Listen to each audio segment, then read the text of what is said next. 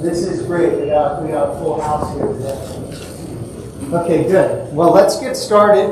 First off, I just want to welcome everybody to Minneapolis and to our winter show. Thank you for coming. We put a lot of effort into the show, and it's really rewarding when we see the customers and the suppliers come together. So thank you for participating. Thank you for participating in this seminar that we had this morning. My name is Steve Dietz. I'm the Chief Customer Officer for UNFI, and I'm excited to kind of kick off the show with this seminar and this discussion on efficient store operations. So, at UNFI, we're committed to helping you build sustainable growth, to create loyal customers and shoppers, and to drive a competitive edge for you in the marketplace. And we think that this is a real important topic in order to do that. And I have some friends with me up here on stage to help me get through this. In fact, they're going to be driving most of this. I'm going to be helping you guys ask some questions and kind of lead the discussion. But from AlixPartners, we have Matt Quinn and Marco DiMarino. And then from B Green Wholesale in Maryland, one of our great customers, we have Dave Mariano. He's SVP of Operations. So they're going to be helping me with the discussion today. But first, why efficient store operations? So we heard from you in our customer survey. We've heard from you in questions that we put out when we do the quarterly customer webinar. And then just in discussions with our account managers that this is an important topic. And this is one that could really make a difference. Make a difference to help you drive sustainable growth, create loyal shoppers, and build a competitive edge within your marketplace. And that's why we chose that. We went out, we hired a third-party expert in grocery retail, that's AlixPartners, to put it together. And then we asked a set of retailers to help and kind of go through the manual, go through the guidebook, make sure it was accurate, add some color, add some relevance, and they helped us put it together. And that's what you have in front of you is our second edition of our guidebook on efficient store operations. And the goal today is threefold. One is to get a copy of the book in your hands. Two is to talk high level about the guidebook itself, the components of it, but then to dive deep into one or two sections that you guys are going to be most interested in. We're going to do a little phone poll, a little live phone poll to see which sections you're most interested in after Matt goes through the guidebook in general. And then third is just to have a discussion. We've got a lot of people in here, we've got a lot of retailers in here. Whatever discussions that you're going to have, questions you want to ask about the topics within the guidebook, we're going to open it up and have that. And that's the goal for this morning. So again, thank you for joining us. We appreciate the participation, not only in the show, but in this seminar. And I'm just going to start by letting the folks up here introduce themselves. Maybe start with Marco to talk a little bit about AlixPartners. Absolutely. Thank you, Steve. Yeah. As Steve said, hi, I'm Marco DiMarino. I work for AlixPartners, and we are a global management consulting firm that is focused on value driving. So what we do is we help clients like yourself drive performance fast when they are most needed, when there is a turnaround, where there is the risk mitigation to happen. We have a very big grocery practice that works across the food, the drug, and mass areas. We work all over the world. So we work in Europe, we work in the US, in Australia, with grocer as small as $1 billion to the big guys up to $100 billion. And we're excited to be here. We're excited to partner with UNFI building this guidebook. Yeah, through this exercise, we've developed a really nice relationship with AlixPartners. Appreciate your help in putting this together and everything else that you do. Dave, you want to talk a little bit about your company and what you do? Sure. So we are B Green & Company Incorporated. We are a family-owned organization that's based out of Baltimore, Maryland. We've been around for about 100 years, a little over that. Obviously, I was there at the beginning of it. We have 5 retail supermarkets. We have a B2B distribution business, and we also run a food truck. From a customer perspective, we operate in some very diverse markets. So 2 of our supermarkets as well as our cash and carry distribution business are in inner city Baltimore, right, which brings different challenges. And then we also have 3 supermarkets that operate in the surrounding counties, and each one of those actually has their own intricacies and idiosyncrasies with the customers as well. So big focus on trying to match that demographic in whatever store we have. Thanks, David. Thanks for your help with the guide as well. So let's jump into it. You guys, I see some of you going through the guide itself, but Matt, you want to just talk about the chapters from a high level and what's actually in the guide? Yeah, absolutely. If everyone doesn't mind, I'm going to stand up for this as well. I don't like just sitting. I'm Matt Quinn, member of Alex Partners, part of the grocery team at Marco. Before diving in, just thank you all for joining us this morning. Steve, thank you for letting us come and share this with everybody.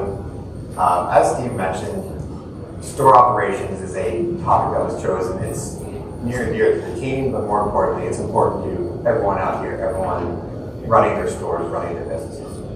Whether it's trying to grow your margin, keep the discounter, just look at your day-to-day operations. Having an efficient store operation is key to just running your business. And so the goal that we have with the guidebook is any information, and this can be a reference to you, just to go back and provide best practices, information that we picked up through our conversations across the industry. Within it, we have our 6 chapters. We're going to go through each one in a little detail to provide some background information on what's in it, what we touch on, and then, as Steve mentioned, we're going to do a little poll to see which chapters we really want to talk about in some more detail, and we'll get some Q&A from there. So the first chapter we have is store experience. This is touching on layout, engaging with the customer, and becoming part of the community. The way I really look at this is, have you ever walked into a store and immediately just like, wow, I like this store? That's what we try and touch on here. How do you get that presentation, the connection with the customer, become part of your community?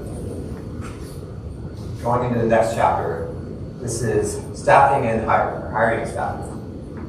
This is looking into hiring retention, training your employees, scheduling, everything that's really touching on employee management. Throughout the process of developing this book, as we were out visiting stores, talking to store managers, this must have been the most often. It's hard out there getting a fully staffed store. How do we go out there and get more customers or employees? How do we staff efficiently? This was consistently a top of my top.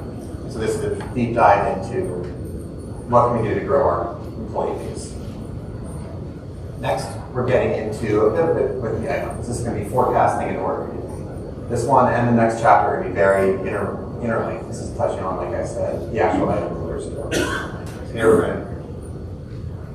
we're going to touch on ordering, forecasting, inventory management, system planning, recipe management, things along these lines. So something that I want to call out with that chapter, especially since COVID's come up, or since COVID, one area that's been a focus we've noticed in the past clients, prepared foods, pre-made meals in the store.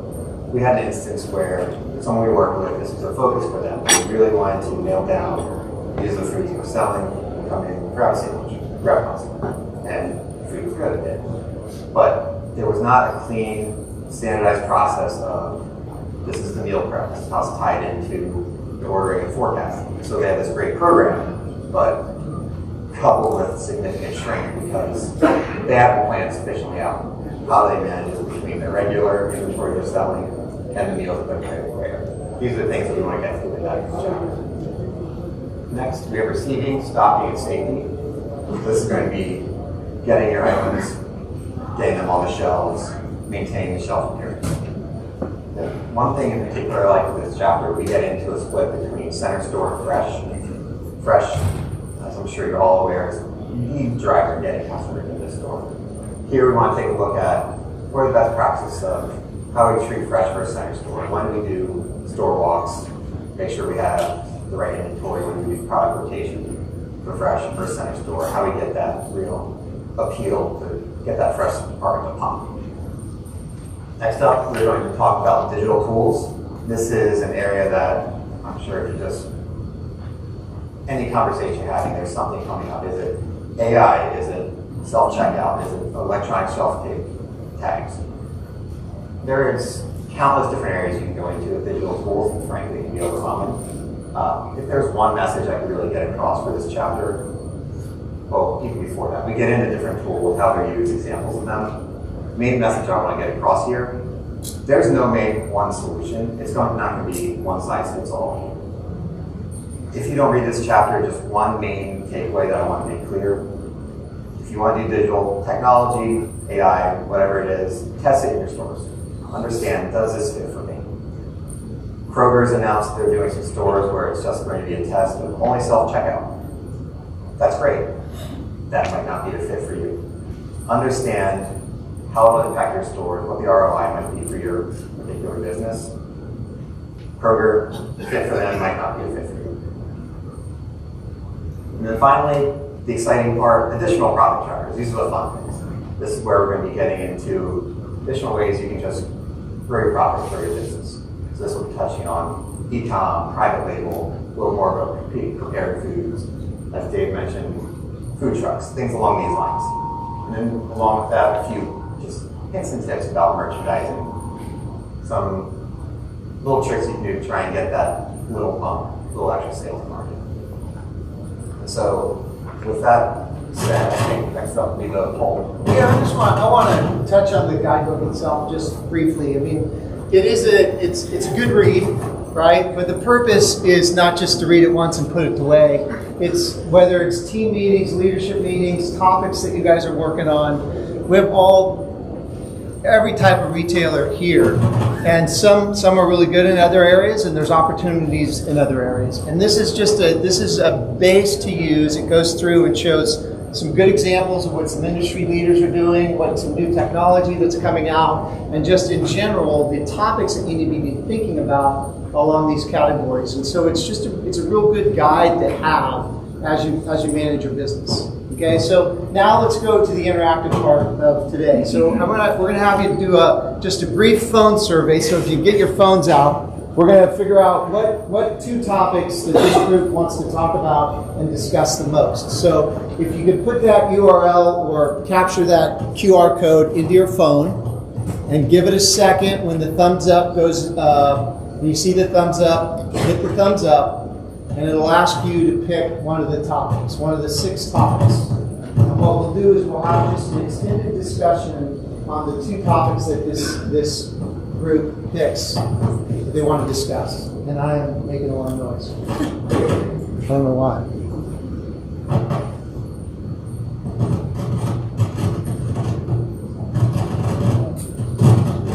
Maybe it's because I'm close to that.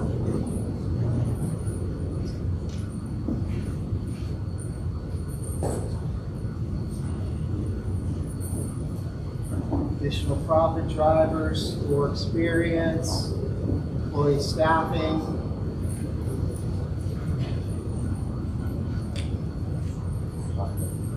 I think it's just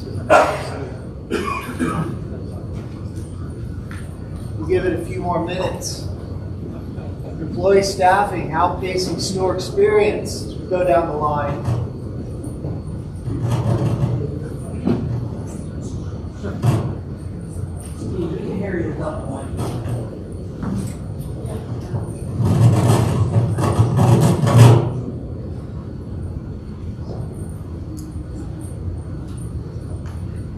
We'll give it a couple more minutes.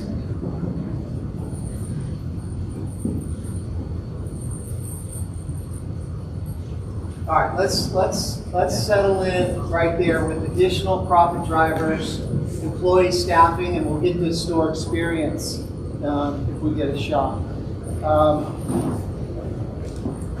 How many chose additional profit drivers?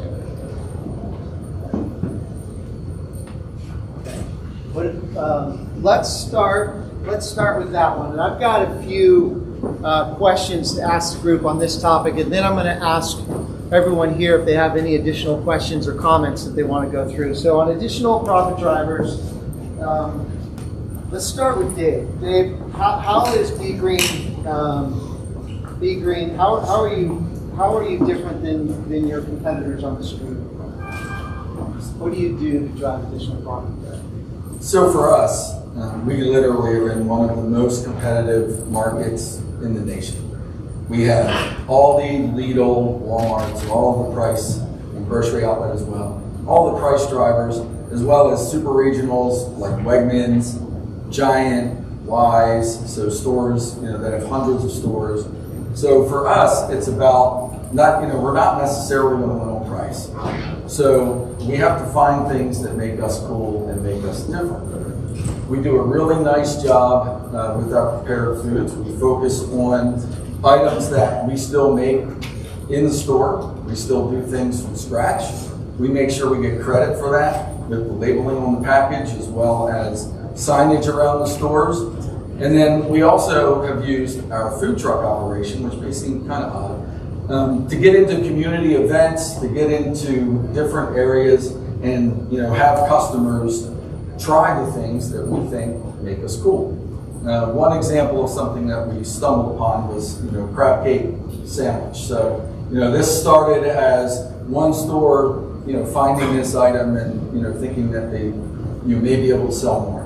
Maryland's very seafood driven for anybody that's aware, and they started promoting that item, and literally within about a 3-week span, we now have every single store selling between 100 to 300 crab cake sandwiches on a random Thursday.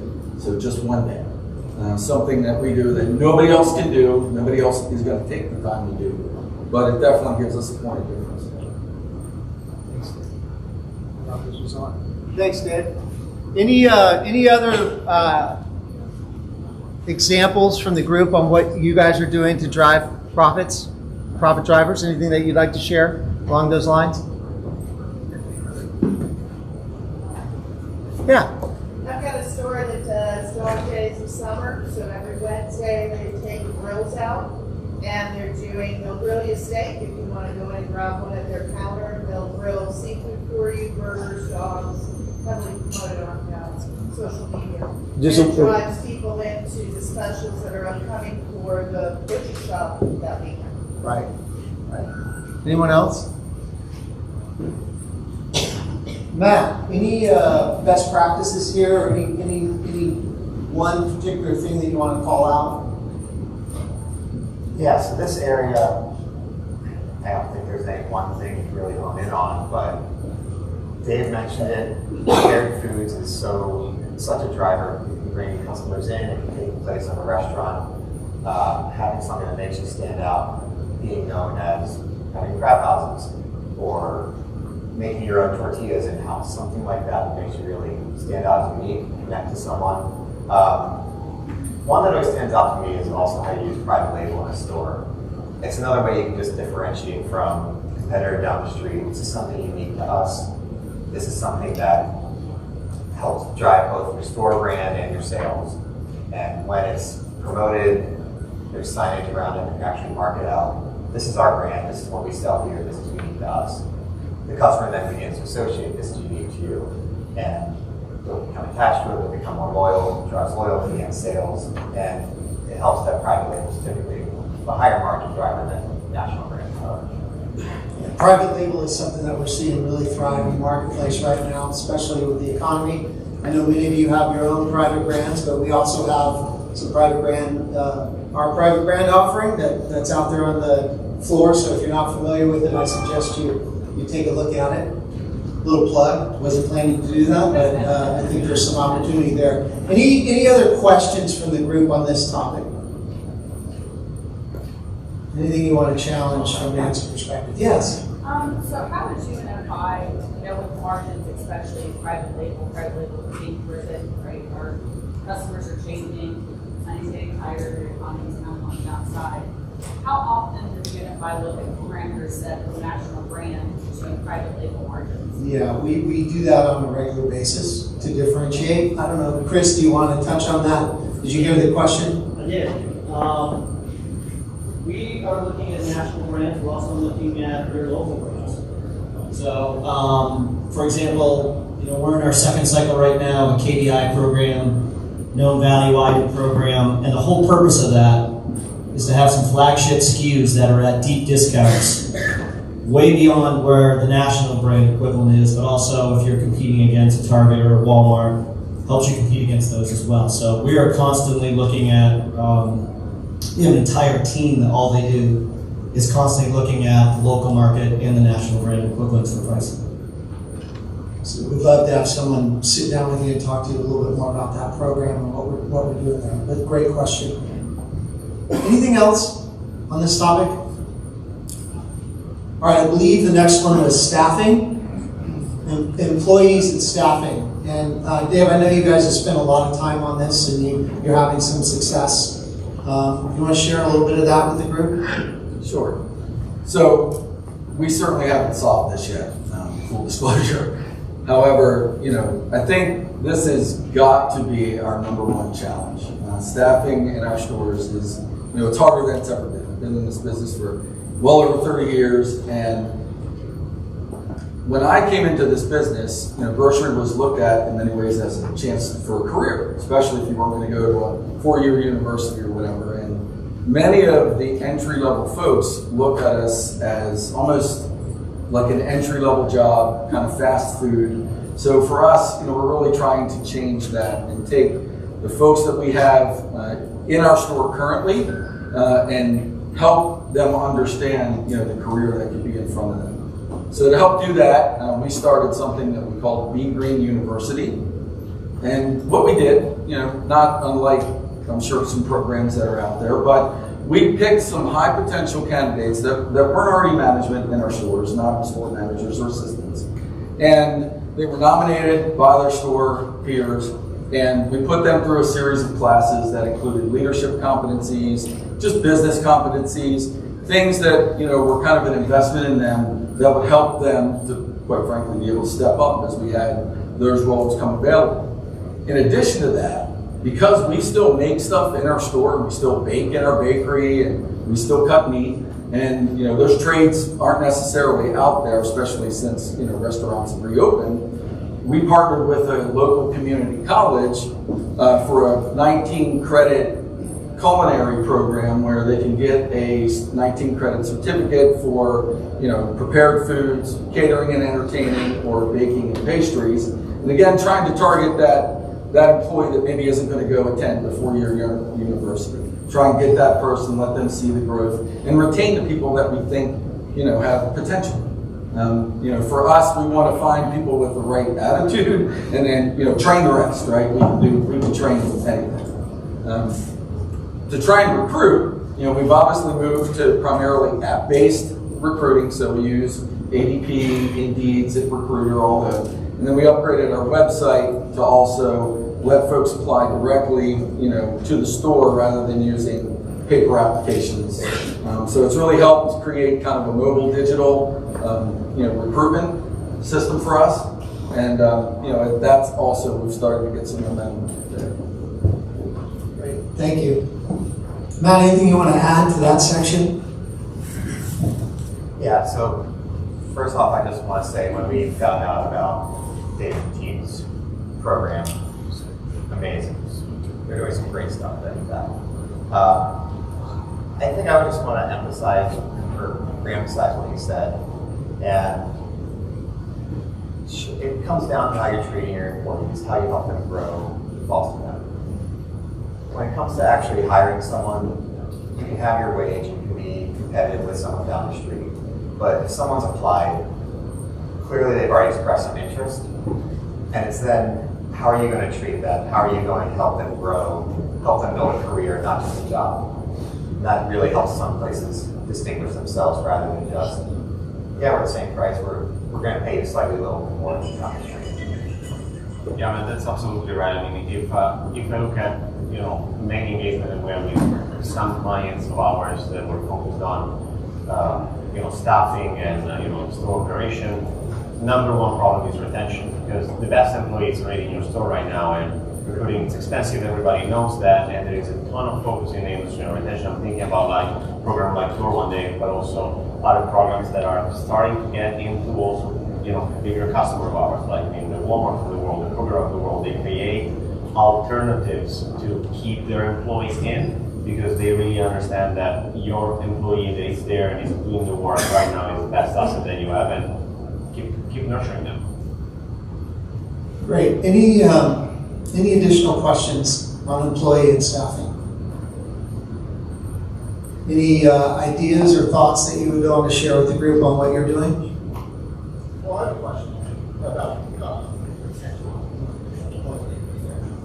Did anybody survey potential employees as to what would keep them in a company like that? Because at this point in time with inflation and most Americans, I think the study is 57% of Americans can't put $1,000, can't put $1,000 in their hands in a case of emergency. So, one thing that I struggle with is I'm in the corporate area, not actually in the stores, is understanding what actually would keep those employees there. And I understand that it's so tough climate right now in the stores. We hear that too from our stores, right? People leave all the time. Is there a survey or something that we can get out to these people almost to get back to what actually will keep them in the stores and working longer, maybe flexible schedules, things like that? Because most Americans are probably struggling with all the other stuff they've got going on in their lives, where they say, geez, I can't go to the store for 10 hours and not worry about my kids, my bills, my car, my this and my that. So I was just wondering if there's any outreach that was done at like a survey level for employees to say, this is actually what I would love from a company to keep me. So, I'm not aware of a specific one that was done for this work, but I think you touched on the right points, right? Part of it is money, obviously. You pay good salary, good benefits. That's part of the equation. It's a very important part of the equation. But I think you touched on exactly the point: flexibility, right? That's the thing that we hear over and over when we talk to employees and store employees or clients of ours that are successful there. Those are things that make them stay because they appreciate the fact that they know their store manager. It's a very long-lasting team. They feel they're trained, they feel they're earned. And if I need to go, and get my kid out of soccer and at the mall or whatever I need to do that is with my personal life, I know that I will not be treated as a number, but I'm actually part of the schedule, part of the team to work together. But again, the moment that there is a high rotation into your staffing store, that's when the problem starts beginning.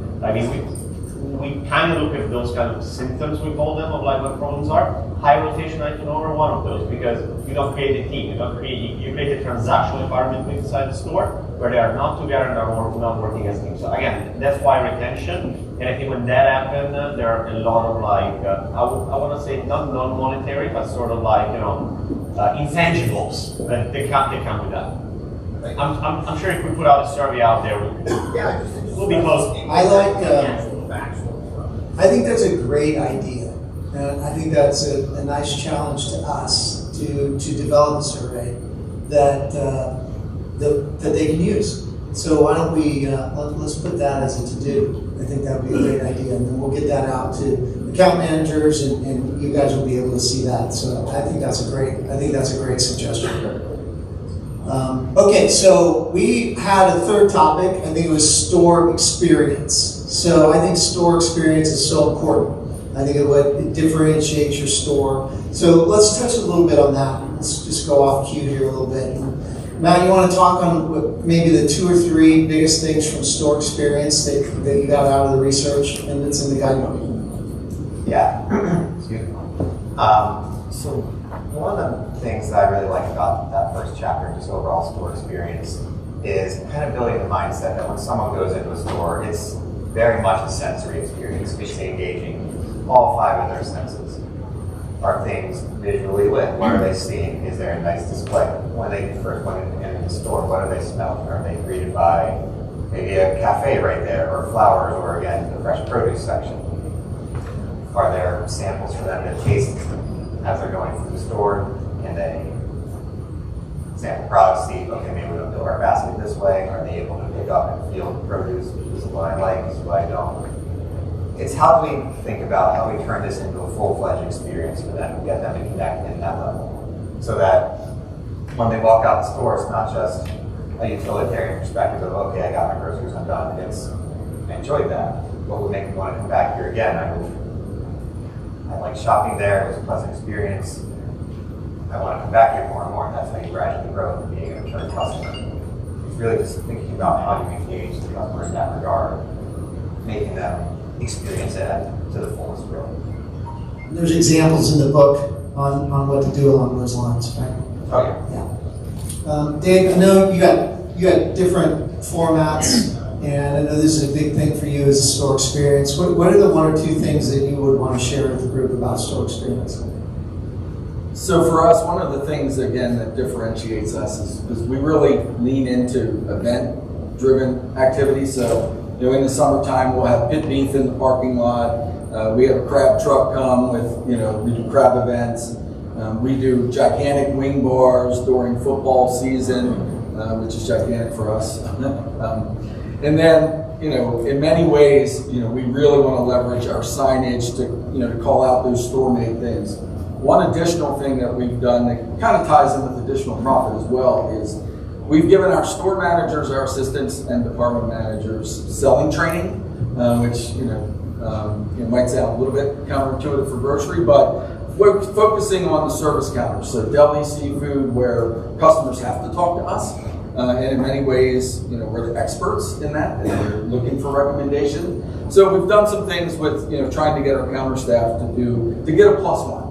So if somebody's, ordering ham, then we at least offer cheese or something like that. And then we did, department competitions, with prizes and stuff to get the employees excited about doing that. Again, trying to emphasize, look, you're not salespeople, you're experts, to kind of take the cringe out of the thought of doing that.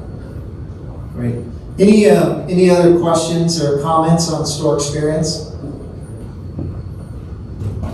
I want to, we got a little bit of time. I want to touch on another topic just because I think sometimes we're all just trying to figure out this digital world and what we do. So I want to touch a little bit on digital tools. And Matt, give you an opportunity to talk a little bit about some best practices here, what's happening in the marketplace with digital tools, and what we can all do to maybe get out in front of that. Yeah, absolutely. So, as I alluded to earlier, the digital landscape is evolving rapidly and can admittedly be a little overwhelming. What we have seen in the market, what we've seen with past clients, there are some tools that really kick me off, some that are, for lack of a better term, buzzwords, AI, how do we build AI into what we're doing today? And the approach that we typically take, how we work with our customers is, like I was saying earlier, understand what's best for you. Make sure what you're doing, what you're executing today, you're executing well. And so look at what the customer wants. Maybe it starts as having a few self-checkout options along with the traditional checkout. Maybe not go all the way to full-fledged only self-checkout. But this way you can make sure customers have that flexibility. They have an option between going to a traditional cashier, doing their own checkout so that they can have their choice of experience. Maybe they're in a rush. This keeps a bit of an experience, but also opens up staff time to maybe other tasks. We need fewer cashiers. They can go and do some stocking, rotate products, things along those lines. That's really the perspective we kind of take when we look at the technology out there. It's how will your customers receive it? And then how does it also benefit your staff? What does it enable them to do and better use their time? And so just going back to the example I mentioned with Kroger earlier, going fully self-checkout. We've seen instances, we've worked with customers who want to do this, and yes, it's exciting, it's something new, the customers come in and they try it, and it's a seamless shopping experience. What doesn't get captured in those highlights is shrink climbs significantly. The amount of theft that can be coupled with that. And so, going back to what I was saying earlier, you need to test these things out to see, are you getting the results that you actually want to achieve?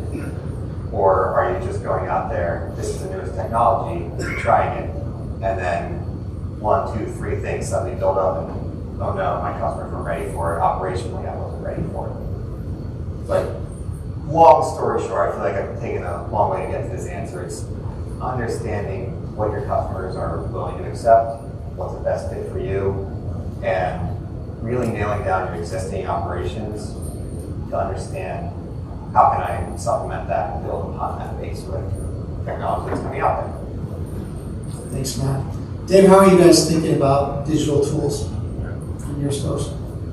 So again, with staffing being what it is, right, we're always looking for ways to, automate and, be much more efficient and effective. So, we're actually expanding our self-checkouts. That is one thing that's been a little sticky since COVID. It really raised, the usage in all of our stores.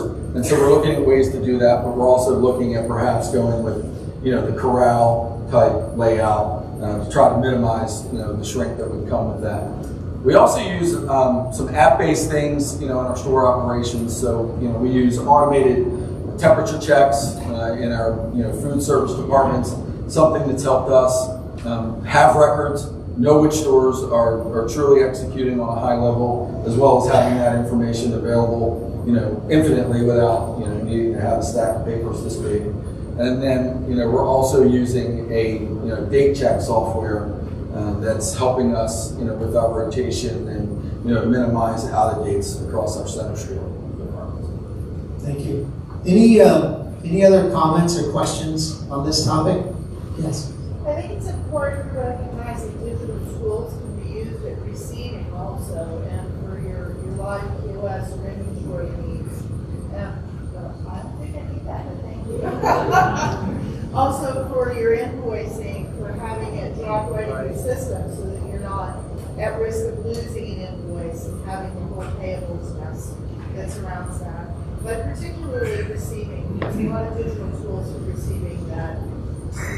Your profit, your loss really starts at that back door. That's right. And that's where you need to start recognizing your best practices. Great point. Any other questions on this topic? Yeah. Does UNFI, or maybe this is already out there, so, we use for produce, especially the fresh department specifically, iPad system, which is great in respect to, you can see, you ordered X amount of tomatoes, you still have your inventory, and you can see if you need it. However, SV Insights is gone away. We use that every day in the background. Has UNFI developed a program where they can use sales uploaded, passed back onto the server, so they can use tomatoes, for example, they can see 4064 was, they purchased 50 pounds, we only sold 25 pounds. That it could actually integrate in the sales, because I know even with the staffing, right, middle management's been a big struggle.